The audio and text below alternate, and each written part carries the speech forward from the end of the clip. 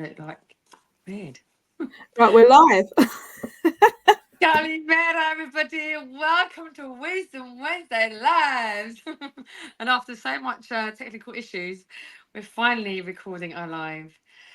Oh, so stressful. Exciting. Just Right, like after like 4 or 5 attempts. This is I just need some classic. exercises to chill. Just chill, just into the nose and out through mouth, and I'm just doing that for my nervous system to settle. So really excited today, because today we'll be talking about bridging the gap between, within mental health and disability. And today I have Jade as a Hello. guest. Hello. Hi. Really looking forward to this. But let me introduce myself first. For those of you who don't know me, my name is Rena. I'm a Hidden Disabilities and Neurodiversity champion, a mentor, speaker, and designer. And so this topic is really something that's close to my heart, and I'm really happy to be having these conversations with Jade, who will introduce herself now. Jade? Hello, sorry, I've just clicked go live on the Instagram stream and now I have no Lovely. idea what's going on. Can you see me? I can see you. Yeah. Okay, right, so I've clicked go live on Instagram. I'm hoping yours works as well on that, so it should be working. Sorry, can you repeat that question for me? I had a bit of a technical glitch. Okay, I just introduced myself, and I Yeah. thought you maybe want to introduce yourself. Yep, sure. So, hi, I'm Jade. I am the director for Rise for Disability. Rise stands for Resource, Identify, Solutions and Equipment for Disability. I also have I'm disabled and have a neurodiversity. I do some advocacy work. I also do consultancy work for healthcare companies for disability equipment and a whole bag of other things as well that I can't think of right now. That's fine. That's fine. So, in a nutshell, yeah, we're kind of in the same area.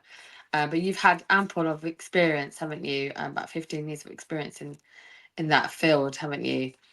Yeah, so professional experience. I've worked within the disability sector alongside occupational therapists, physios, speech language therapists, movement and handling advisors for 15 years. So I would say that disability equipment and independent living aids and tech is kind of a special interest of mine as well. Lovely. Fantastic. So we're going to jump straight into the first question. I have my notes here. What is your lived experience with mental health services as someone with a hidden disability?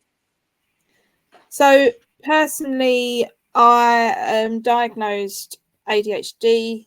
I also have a condition called Ehlers-Danlos syndrome, hypermobility Ehlers-Danlos syndrome, which can present as a hidden disability. Sometimes I need support. I walk with a stick and that sometimes, but then other times I don't, but I still have joint subluxations and stuff, which I suppose you can't see. So there is, especially being a younger person, there is definitely, from a mental health perspective, there is a little bit of stigma around that kind of thing. So with myself personally and mental health services, I would say that I've struggled more from the neurodiversity side because mental health have to obviously support neurodiversity, although it's questionable whether it is actually it's not really a mental health condition, although it has mental health symptoms, if that makes sense. So Yeah, absolutely. It's the people that obviously a psychologist that trains, they train in specialize in mental health. So it's quite hard to have that understanding from presentation from a neurodiversity and how it's not looked as a holistic approach with all of it, if that makes sense. So my neurodiversity causes XYZ mental health symptoms, therefore this needs to be managed to manage them symptoms. It's more like, let's manage the mental health symptoms because that's what I specialize in from a psychologist kind of point of view. I would say that it's particularly at the moment, mental health services obviously are backlogged, particularly within neurodiversity. They have tried to change the process to put people on specialist pathways now. So I'm on a waiting list for the the ADHD pathway, and I'm also on a waiting list for, they still call it the Asperger's pathway, which is a bit dated as in terms, but autism pathway as well, which was a result of me asking for a specialist appointment with mental health to review diagnoses and stuff like that and medication, and they did like a pre-questionnaire because I feel like there was an understanding with my first psychologist that I had, was misdiagnosed, mismedicated. I had to go through a PALS procedure to try and get a second opinion and speak to an actual specialist, which they did and referred me to the right channels. But now that I've been referred to the right channels, I've been dropped from mental health and I can't even get a medication review. And that's been 2 years. It's been like that.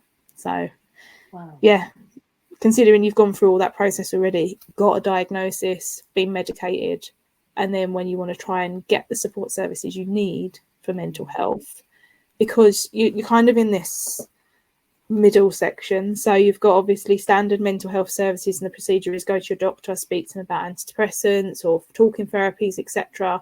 Go on that process, get that done. And then you've got, obviously, once you're under mental health, you have more specialist services where you then go direct to mental health. But because I've been put on this pathway now, which I understand going forward is meant to be a better approach, but at the moment you're in this no man's land space where you can't get a standard doctor's appointment for mental health because you come under specialists, and you can't see mental health because you're on a pathway. So I see. Okay. Wasn't aware of that.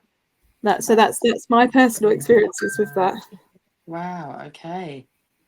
Well, I've had I think quite a different. I was diagnosed dyslexic when I was at university, so that was quite late for me, I would say.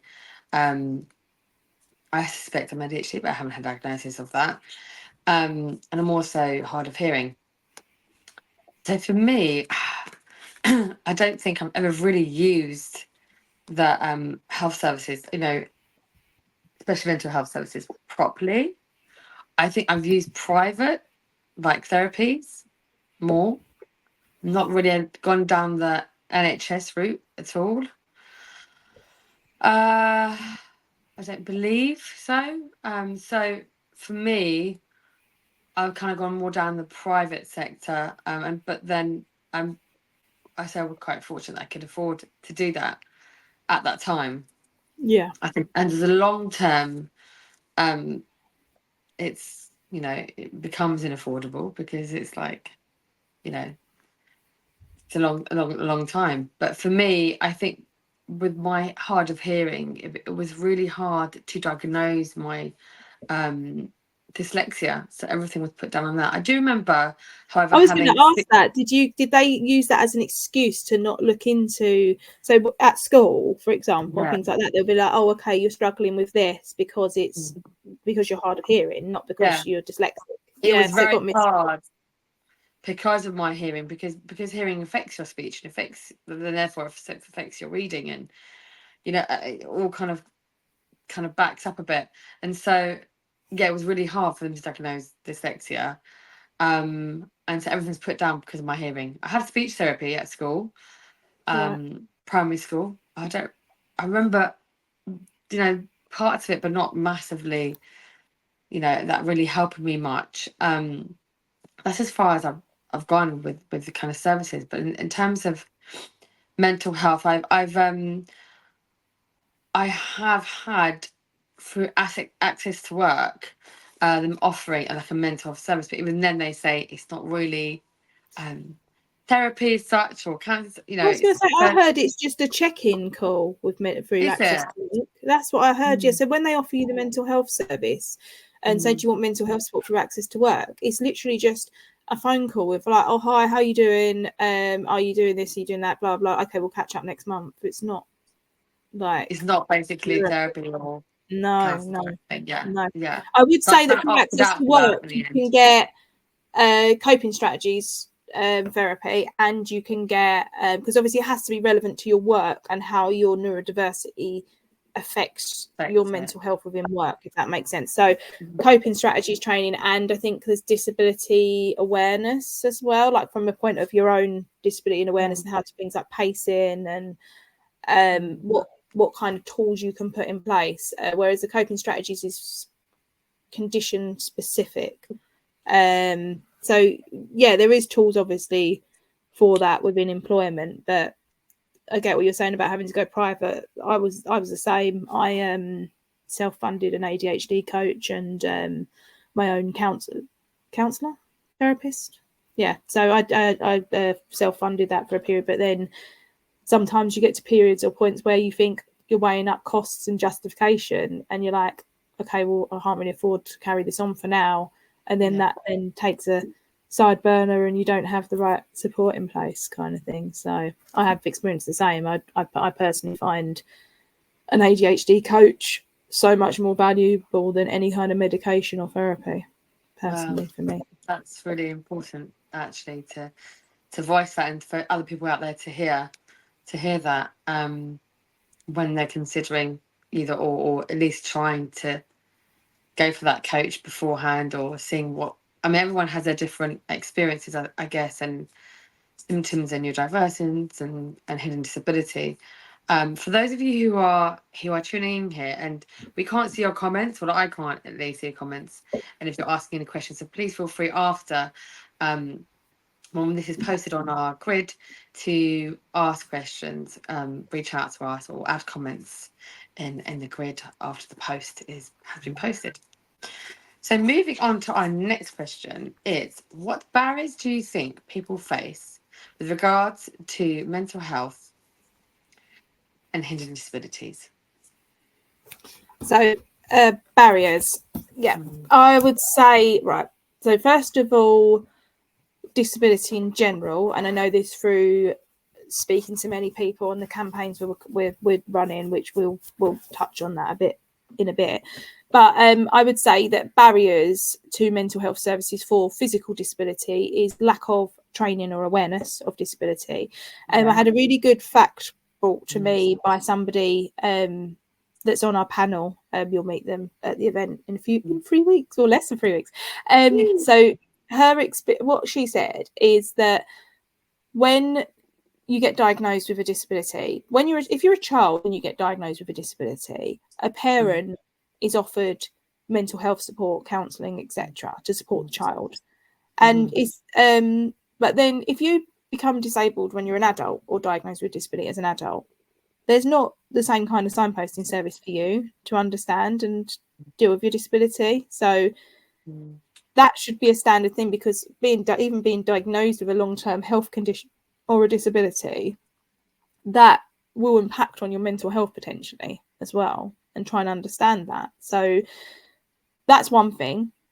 Then secondly, if you have mental health as a symptom of your disability, there's not a connect between the two. So obviously certain people with disabilities may suffer from isolation, pain, long-term pain, accessibility issues that could impact their mental health, but there's not a training on this for mental health services. So that's just looking at disability as a whole. And then within neurodiversity, the same as what I said with my experiences, is that there's such a disconnect, and looking at and understanding neurodiversity and how potentially mental health symptoms could be a neurodiversity, and that signposting and diagnostics kind of thing. So for me, like, obviously I got diagnosed with neurodiversity when I was, I've got diagnosed with dyslexia similar to yourself, Rena, when I was at college. So it was where I was struggling to do things like essays and stuff like that with my A-levels. That's when they were like, oh, okay, let's have a look. And they put me through like key skills, and I did an assessment. They told me I was dyslexic. But at that point, my symptoms very much still, to me, now I have more of an understanding, present as ADHD. And so even for them kind of people that are doing the diagnostics, symptoms cross over. And usually if you've got a type of neurodiversity, there's also multiple others, if that makes sense. So for me, now I've got access to software and things like that enable me to be able to spell better and type better and stuff. I actually have a really photographic memory, so I'm really good at remembering how to spell words and stuff. So I'm actually far better at spelling and things like that. So I would question at all if I have dyslexia and think that it's more where my brain works faster through ADHD that I skim read and make mistakes, and my handwriting is just from how quickly I try and write. So that's it's weird because obviously got diagnosed with dyslexia and dyspraxia at college, but I question whether I actually have that now. They do overlap, and from what I believe, for 40% of dyslexic people do cross over into ADHD. That's quite a common thing. Well, okay, I didn't realize it was that high. Yeah, 30 to 40% is the data that I've looked at. What barriers? Yeah, I think that is interesting, isn't it? Because I think for me, in the hidden disability kind of world of it's, I think it does go unrecognised, isn't it? The difficulties that you have and the coping strategies that are not made that kind of available. And I'm kind of like in the sense where I'm not working for someone and I'm working for myself.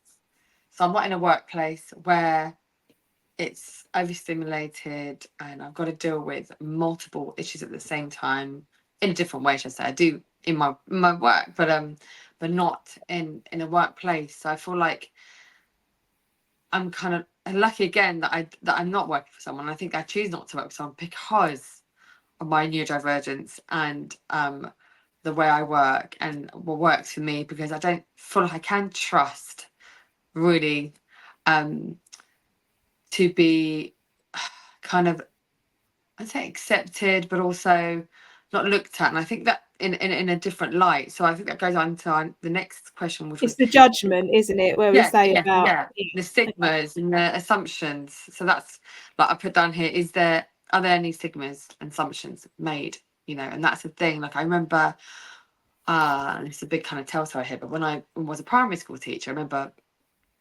during the interview on the application form, it said like, "Do you have a disability?"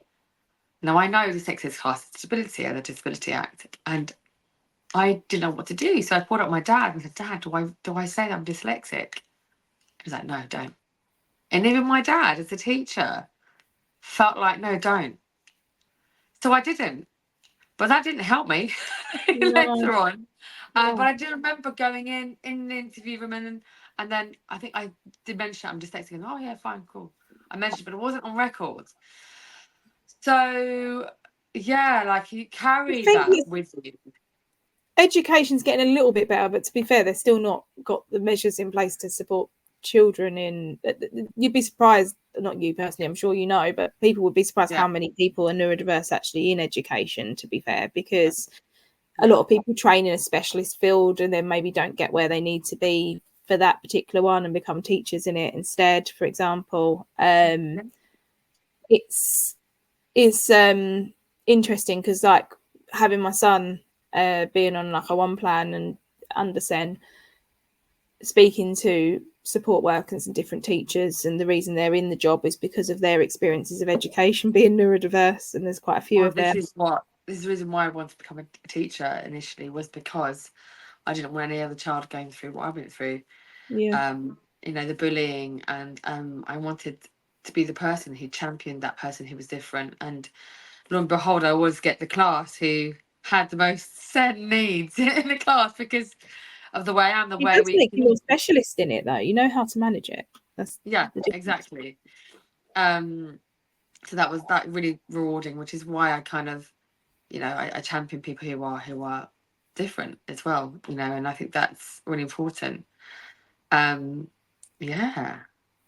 think another thing to do with stigma, there's two sides of it as well. I'd say that there's both positive, not to say positive, because it's not positive, it's actually quite damaging, but there's like, this neurodiversity superpower thing, and especially within employment and EDI at the moment, where people are actively sourcing people with neurodiversities because they think that they're going to have this hyper focus and get all this work done, but nobody really speaks about the the debilitating symptoms as well, like the brain fog, the procrastination, like almost like demand avoidance of being able to start things, overwhelm and blindness. Yeah, having sensory meltdowns sort of thing. And it's good that people want to employ more people to be inclusive, but there has to be the reasonable adjustments and the understanding of the disability, rather than just trying to harness this thought of, oh, you're autistic, you're great at maths, or you're great at something. That's not the case. Everyone, we're all individual people with our own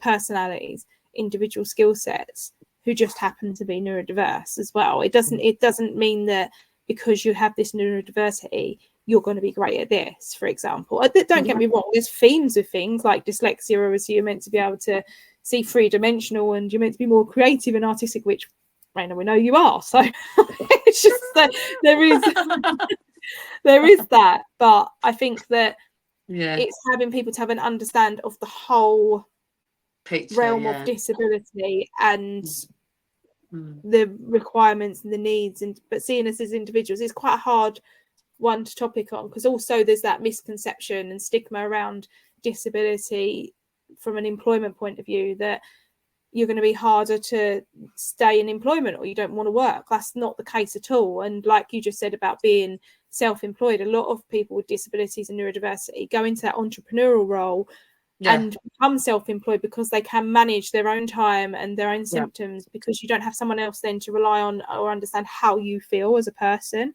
You manage your own self. But that's why I think like things like access to work so important, because they allow you to put things in place and reasonable adjustments for yourself if you are entrepreneurial. But there is a very much a lack of awareness and even funding on the research behind disabled entrepreneurs. It's very much done as a, oh, you're in employment, this is what you need, this is what your employer needs to do. So there's a massive task on all of it. I've kind of gone on a tangent off of mental health now, but it all links in, because having the right support. I was thinking that we should do like short snippet lives to cover them in detail, like all these different areas broken down in pieces, to help people. And I think I do believe we are on a cusp of this see, we are off on a tangent now of how you said about trying to rein it back people, hiring people who are like who are neurodivergence, and especially like made by dyslexia at the moment. It's really becoming huge now. They've got their own like university, like they're gonna really change things up, and I'm really excited to see that, because I don't think this world is built for neurodiverse people, like in terms of neurodiversity celebrating everyone as a whole, all the brains as a whole, how differently we think and we function and all those kind of things. But neurodivergence, divergent people, it's a whole different ball game.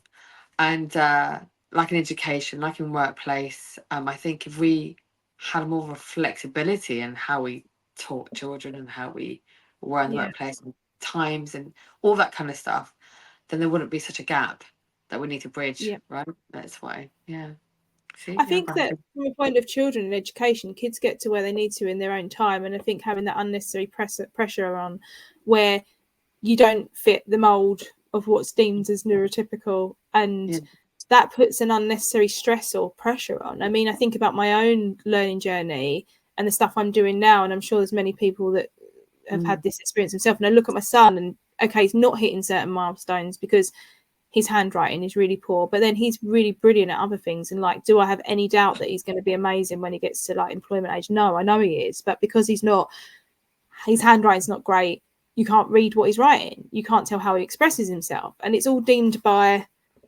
certain tick boxes.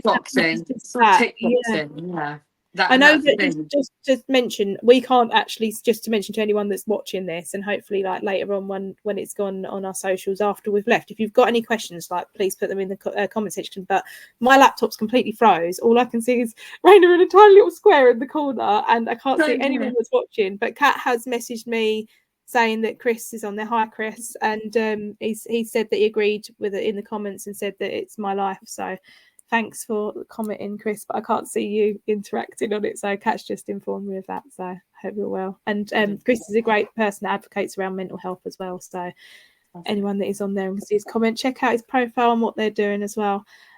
So I guess the next thing to talk about would be the campaign that we're running through Rise and your involvement and what you're going to be doing at Milton Keynes in, again, less than 3 weeks' time. So shall I just talk a bit about the campaign in general and then you can tell us? Just reject that call. Give 1 second. No, that's fine.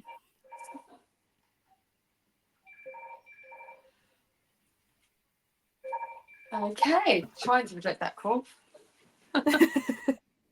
Problem is being neurodiverse, trying to like blank out the sound in the background, isn't it? It's so distracting. But I can't hear it that much, luckily. So okay, great. So what we're doing for our events going forward, we have something called community campaigns in place where we've picked particular topics that we feel that we need to get evidence and research in to help create policies for change within that field. So at our Milton Keynes event, we have the second part of our tackling obstacles within travel. We've also got our first session for employment, so making inclusive and accessible employment. And then we also have our mental health and disability campaign.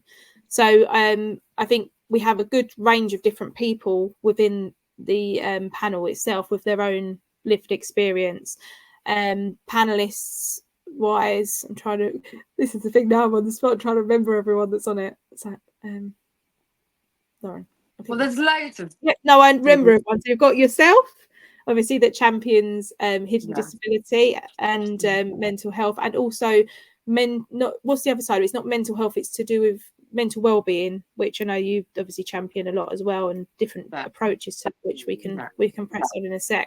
We've also got Nick Wilson, that's an amazing advocate around disability and suicide ideation, and talks about the stigma around suicide and the lack of mental health services for disability.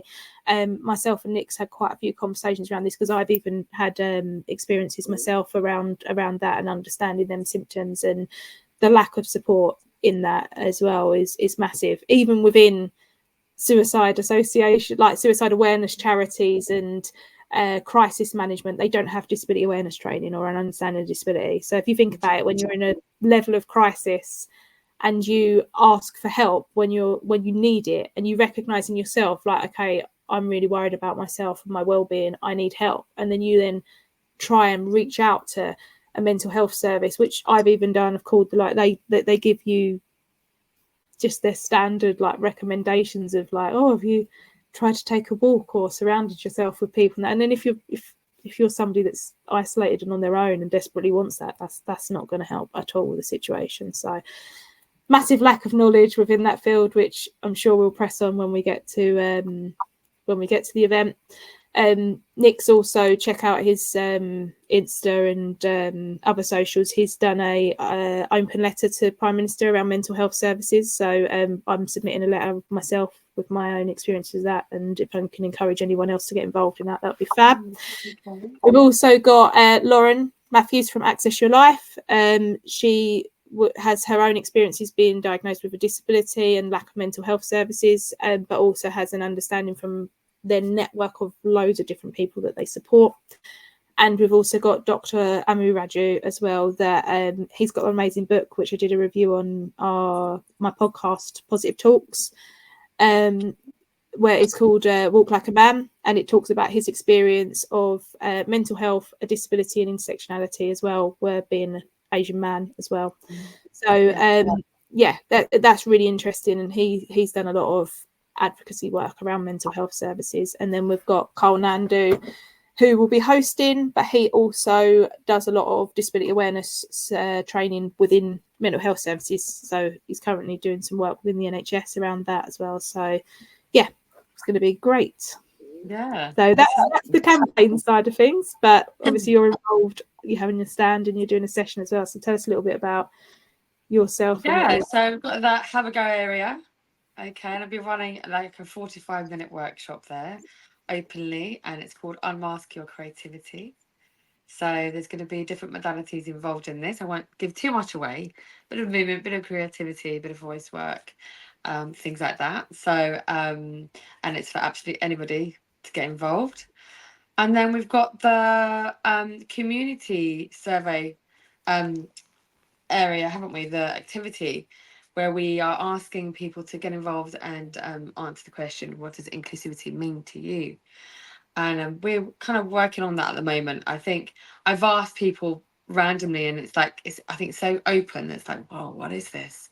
But An individual you know, thing, isn't yeah, like I've said, what colours come up for you, and they're like, oh, all the colours, and then it's like, what colours and shapes and patterns, or is it specific images that come to you? Someone said the sun to me. I said, right, okay, and words. So we're collating all this imagery and words and mark making, and eventually this will be put together, nice collaboration of the community, put together, and it's going to be channeled through me, and I'll be silk painting on a nice bit piece of silk, which will be shown at some point. We're not going to give too much away there because things haven't been spoken about in that depth yet, but I'm really looking forward to that. And it's going to be out. We're going to be sending out questionnaires, aren't we, and like surveys for people out here on the web and back at home, and for newsletters both of the for projects, everybody to get involved. for the silk painting and also for the mental health campaign as well. So yeah, I think it'll be really great to see, because some of your work's amazing that I've seen, like, and you're very talented. So it'll be really nice to see what you come up with from other people's inputs. But it's interesting.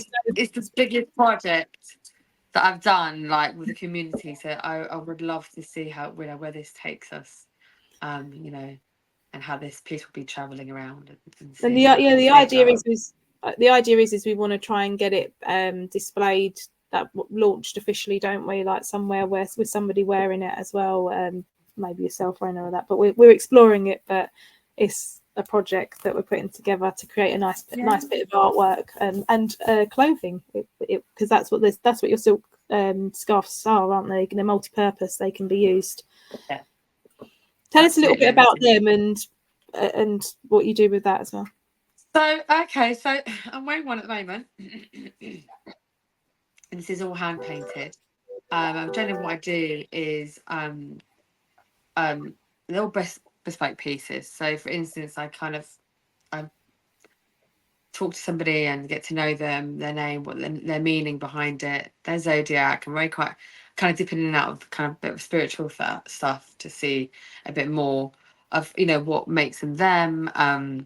They might want this piece for themselves or for someone else for a gift, but generally I kind of really tune into the colours that they like, what's going on in their lives at the moment, what they want this to symbolize and signify to them. There can be symbolic kind of shapes and symbols in there. So that's generally what I do, and it generally takes quite a long period of time. I say about 3 to 4 weeks in the making, and then they take it. They choose to wish how they want to wear it, how they like. But it's multi-purpose, multifunctional piece, so it can be worn as a cloak, as a dress, as a top. You can hang it anywhere, so it's entirely up to you. But everyone has their own individual visual kind of a dream, but like vision, basically.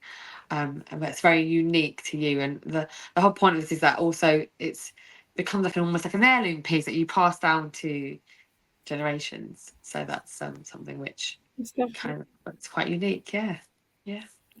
It's lovely as well. The recent one you've done is really nice, and you took inspiration from a family heirloom from that, didn't you?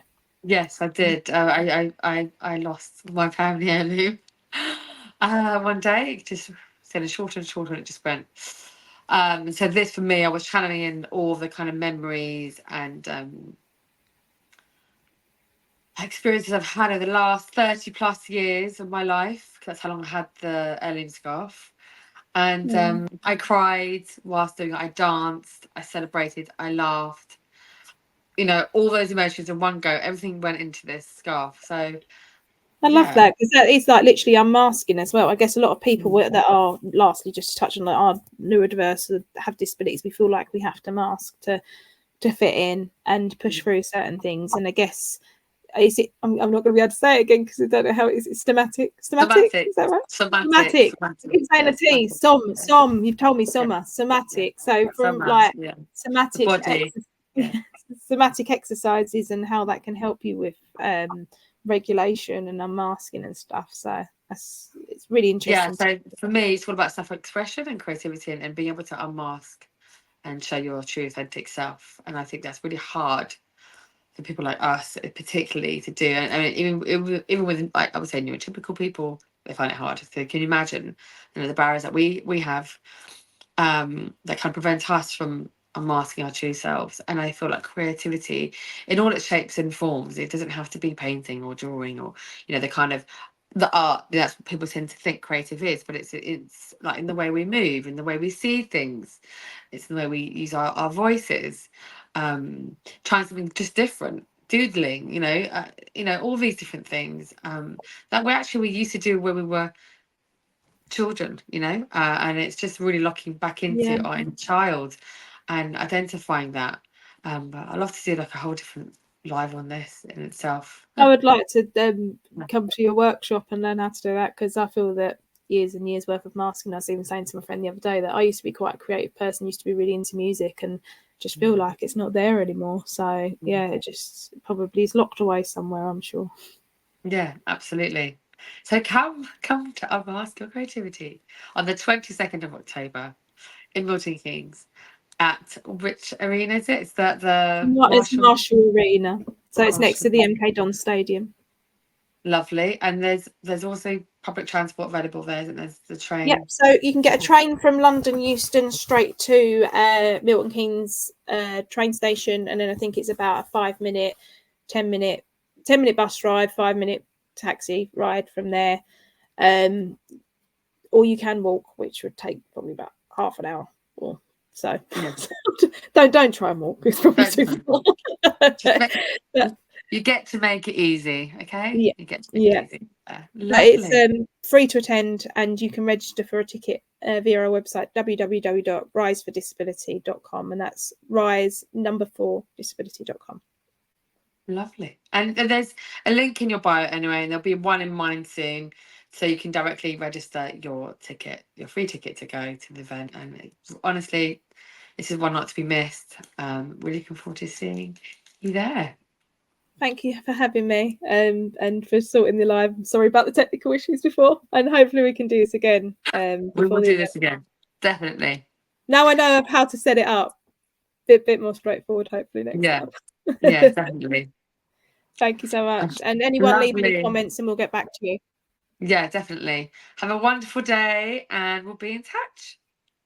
Take care. Bye. Bye-bye.